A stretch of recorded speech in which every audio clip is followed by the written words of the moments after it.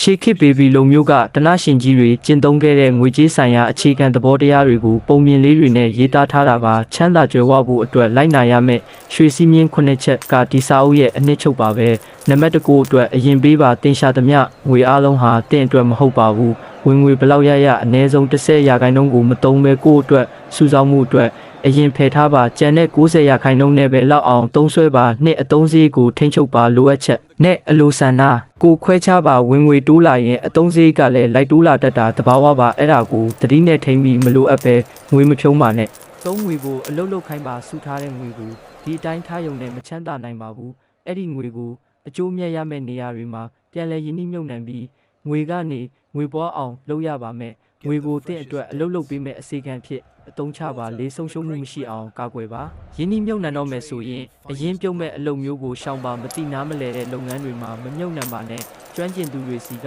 ကြံ့ညံတောင်းပြီးမှစိတ်ချရတဲ့နေရာမှာပဲယင်းနှီးပါငါကိုပိုင်အိမ်တိဆောက်ပါကိုအိမ်နဲ့ကိုနေထိုင်ခြင်းကအိမ်ငါခကုန်ကြစရိတ်ကိုတက်တာစေပြီးစိတ်အေးချမ်းမှုကိုပေးပါတယ်ဒါကရေရှည်မှာတင့်ကိုပို့ပြီးစုဆောင်းနိုင်စေပါတယ်6အနာဂတ်အတွက်ကြိုတင်ပြင်ဆင်ပါတင်အလုပ်မလုပ်နိုင်တော့တဲ့အချိန်ဒါမှမဟုတ်တင်မရှိတော့တဲ့အခါတင့်မိသားစုအတွက်ဝင်ငွေပုံမှန်ရနေမဲ့လမ်း